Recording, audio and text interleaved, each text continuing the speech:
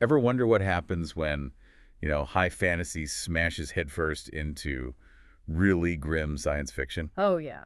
Well, today we're diving into Valsidia. It's this world born from exactly that kind of collision.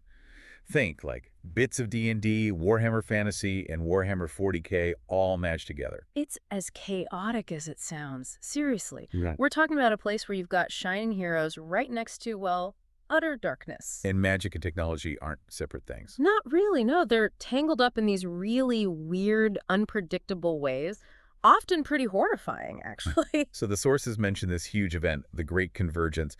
Apparently some archmage from Faerun classic D&D world, right? Right? High fantasy. He accidentally messes up a portal, crosses it with the Great Rift from 40K, and anyone who knows 40K knows the Great Rift is bad news, like reality-tearing bad news. Boom. Exactly. Instant cosmic car crash, worlds just slam into each other, fragments get stitched together. And the immediate result was just Chaos, complete chaos. The rules, like physics, suddenly very flexible. Landscapes became these bizarre patchworks. stuff that shouldn't exist side by side. Precisely. Magic went wild, totally unpredictable. And the creatures, these hybrid monstrosities started appearing, things that should never, ever meet. Okay, but here's the twist.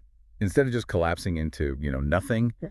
society actually popped up and fast. Yeah, surprisingly fast. Our sources say within about 50 years, you had actual factions forming. They built defenses, cities started rising. Oh. It seems like the combined knowledge from all these different realities kind of jump-started innovation. They shared tech, magic, survival strategies. Right, pooling resources from completely different universes. Exactly. And maybe 100 years after the convergence, life was, well, not easy, but stable enough that they were actively managing the monster problem, culling the hordes. Which leads us to the big ongoing problem in Valsidia, doesn't it? It does, because that stability, it never lasts. Portals keep opening, randomly, unpredictably, Spitting out new waves of monsters. constantly. So the world is always in flux, always struggling. There's no end in sight to the threats. Okay, so let's dig into the factions and these contrasts you mentioned. It sounds like the defining thing is this clash of extremes. Absolutely. Picture this. Gleaming high elf cities, right? Yeah, Beautiful yeah. spires. And maybe next door you've got the festering underground warrens of the Skaven. Total decay. Or noble human knights, very heroic D&D types. Suddenly facing off against corn berserkers, just pure frothing rage from Warhammer. Lush forests bordering. Tyranid Hive City, that bio-horror carpet. Yeah, nightmare-fueled juxtapositions everywhere. And this blend of magic and tech is key. You said technology runs on magic. Fundamentally, yes. It's not just enchanting an item, it's like the power source is magical ability. Think ogre pirates whose ships are powered by, I don't know, bound elementals or something. So necessity driving invention, like dwarven engineering meets elven enchanting. Exactly that kind of thing. Maybe you get super fortified walls that magically repair themselves. Stuff neither culture could do alone. Wild. Okay, specific factions. High Elves of Revetria. Right, classic, powerful magic users, artisans. Their big city is Lindrel. Sources say it gleams. But now, they've also mastered portal tech. They use these teleportation crystals. Interesting. So are they trying to, control the portals, close them, or use them? Good question. Maybe defense? Maybe trade? Who knows their long game? Then there are the humans of Oakhaven. Sounds like a real melting pot. Very much so. People pulled from all sorts of realities, super adaptable, very innovative. Their main hub is Grandeur, and it's all about magitech. Magitech, right?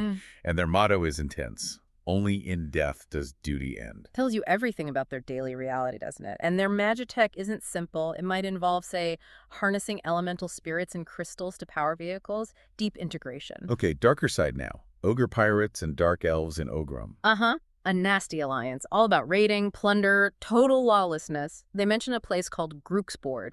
Sounds like a black market for violence. Survival of the fittest, or maybe just the most brutal in action. Morality takes a backseat. Then we have the lizardmen and lizard folk.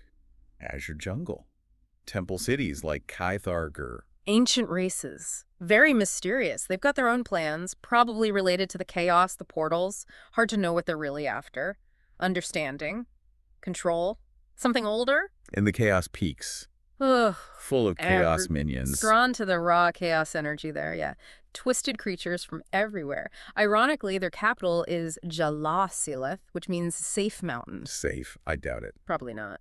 It's home to tieflings and dark elves, too. Even a place called Safe is dangerous there. And the big monsters. Mm. Tyranids in the west. Yeah. The sprawling hive. The Great Devourer, constantly consuming everything. And interestingly, they're locked in this perpetual battle with Khorne's forces in a place called the Serrated Shield. So alien hive mind versus literal demons. Wow. Just another Tuesday in Valsidia, apparently. It shows how brutal the world is. Even absolute destruction fights itself.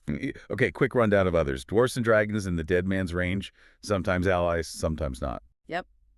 Hardy dwarfs in Gol Khazdum underground. Powerful dragons like Dovazul Kutha in the peaks. An uneasy truce, mostly. Wood elves in the Greenwood, protecting ancient forests around their big tree, Galata. Fierce protectors, living in harmony with nature, or what passes for it there. Grand Cathay, this distant empire, now allied with those dragons. Their city is Cheng. City of the Moonlit Vale. Strict hierarchy. Probably looking for stability or power through the Dragon Alliance. And can't forget the Skaven burrowing everywhere, spreading disease.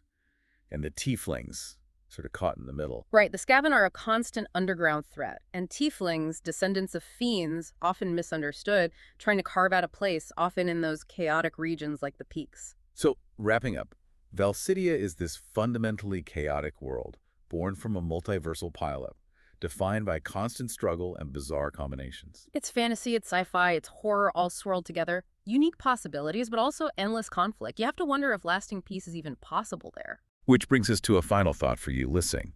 With these portals constantly spitting out new horrors, no end in sight, what happens next?